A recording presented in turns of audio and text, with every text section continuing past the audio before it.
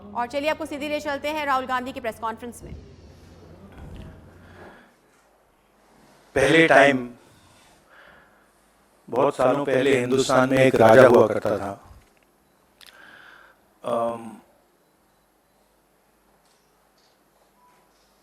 उसके खिलाफ सारे लोग खड़े हो गए थे।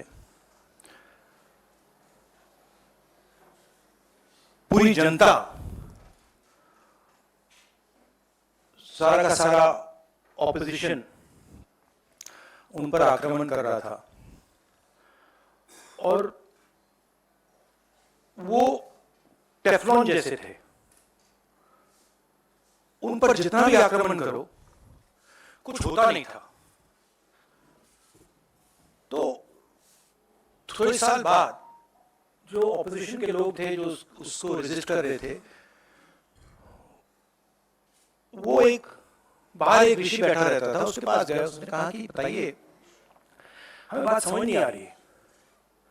हम इस राजा पर मतलब 24 घंटा आक्रमण करते हैं, जनता इसके खिलाफ है, कुछ होता ही नहीं है। जितना हम इस पे आक्रमण करते हैं ऐसा लगता है कि हम गलत जगह मतलब तीर मार रहे हैं। तो ऋषि ने कहा, वो काफी मतलब नॉलेजेबल था, तो उसने कहा देखिए एक्चुअली बात क्या है, ये जो राजा है इसकी आत्मा इसके अंदर नहीं है। इसकी आत्मा वहां पे पीछे एक छोटा सा घर है, वहां पे एक पिंजड़े में एक तोता बैठा है। इसकी जो आत्मा है ना, वो उस तोते के अंदर है। उस तोते को जाके आप पकड़ लीजिए, राजा खत्म हो जाएगा। बहुत इंटरेस्टिंग कहानी है, क्योंकि नरेंद्र मोदी जी की आत्मा अदानी में है। तोता कहीं बैठा है, राजा कहीं बैठा है, और बहुत समय के लिए सारी की सारी ऑपोजिशन राजे पे अटैक कर रही थी। मगर असलियत यह है कि राजा राजा ही नहीं है, पावर किसी और के हाथ में है, अदानी जी के हाथ में है। जैसे ही हम अदानी जी को टच करते हैं, इंटेलिजेंस एजेंसीज, स्नूपिंग, सीबीआई। मैं पहले सोचता था number 1 prime minister, number 2 Adani, number 3 Amit Shah. Actually गलत है। Number 1 Adani, number 2 prime minister, number 3 Amit Shah. अभी हिंदुस्तान की पॉलिटिक्स हमें समझ आ गई है, और अदानी जी बच के नहीं निकल सकते, क्योंकि अदानी जी को हमने ऐसे घेरा है, तोते को हमने ऐसा पकड़ा है कि वो बच के नहीं निकल सकता है। और इसीलिए सारा सारा हो रहा है डिस्ट्रैक्शन पॉलिटिक्स, कि देश की निगाह, ऑपोजिशन की निगाह पिंजरे में बैठा हुआ तोते की ओर ना चले जाए। तो हमें काफी क्लैरिटी है। आप देखिए, पूरे ऑपोजिशन के खिलाफ यहां पे एप्पल का नोटिस आता है। मैंने इसको थोड़ा आपके लिए बड़ा करके दिखाया है। देखिए, अच्छी तरह देखिए, ये तोते का काम है, राइट? इसमें लिखा है, Apple believes you are being targeted by state-sponsored attackers who are trying to remotely compromise the iPhone associated with your Apple ID. अब ये मेरे ऑफिस में सब लोगों को मिला है, वेणुगोपाल जी को मिला है, कांग्रेस पार्टी में लिस्ट बनी हुई है, पवन खेड़ा, सुप्रिया, सीताराम येचुरी, अखिलेश यादव, प्रियंका चतुर्वेदी, महुआ मोइत्रा, राघव चड्ढा, टीएस सिंहदेव, लिस्ट है। और ये सारे के सारे इस मामले में इन्वॉल्व है। देश के युवाओं को मैं समझाना चाहता हूं, बताना चाहता हूं यहां हो क्या रहा है।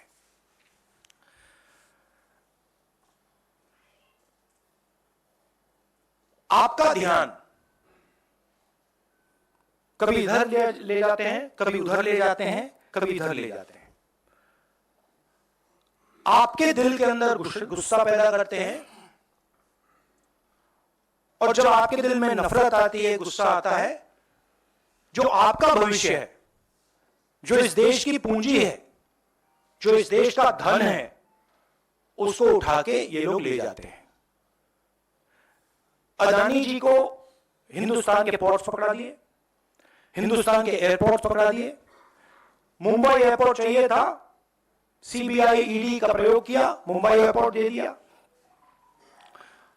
एग्रीकल्चर में कानून बना दिए अदानी जी के लिए, फूड ग्रेन की स्टोरेज उनके हाथ में, इंफ्रास्ट्रक्चर उनके हाथ में, आप सड़कों पे चलते हो, सीमेंट उनके हाथ में।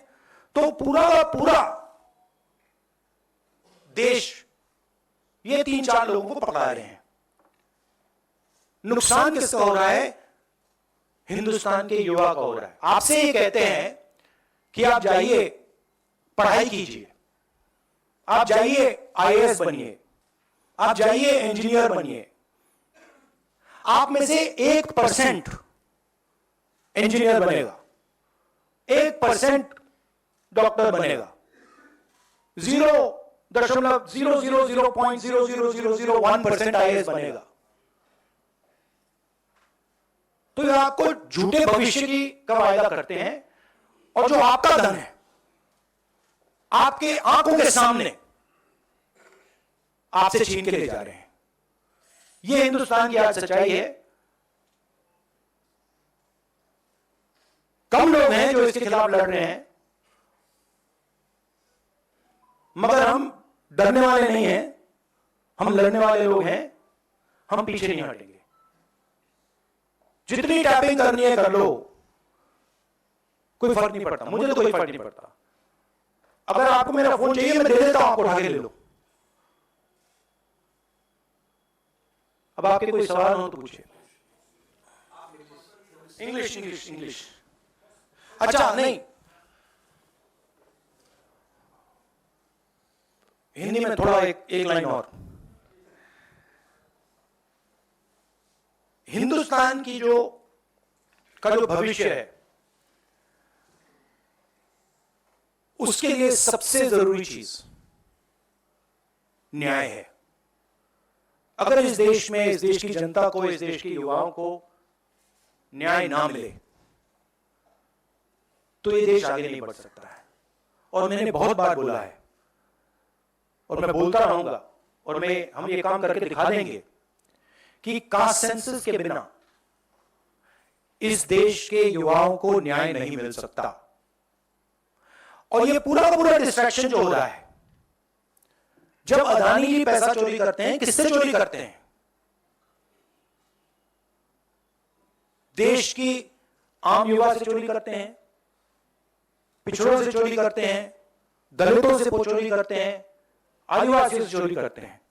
जब अदानी जी कोयले में, ऑस्ट्रेलिया में जब नाव चलती है, यहां आती है, जब वो ओवर इनवॉइसिंग करते हैं, तो अदानी जी किसकी जेब से चोरी कर रहे हैं पैसा? जो आप बिजली खरीदते हो उसमें अदानी टैक्स है, ट्रेन में आप जाते हो उसमें अदानी टैक्स है, फ्रेट घूमता है उसमें अदानी टैक्स है। टैक्स किससे, कहां से आ रहा है?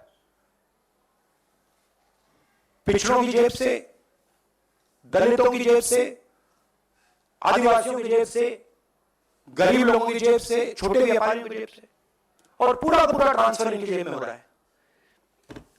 In English, brother.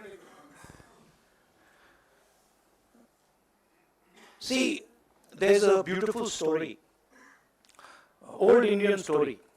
There was a king, very nasty king, and he was attacking everybody, stealing from everybody. Everybody was disturbed, and his opposition would keep trying to fight him. Nothing would happen to the man. They'd keep attacking. They were very confused. Why is nothing happening to this man? What is going on? And this went on for a couple of years, and then after some time, there was this wise man who used to do dhyan outside. And so they went to him and they said, what is going on? We keep attacking this man. Every day we attack this man, nothing happens to this man. And the gentleman said, look, the reason is that this man's soul is actually somewhere else. This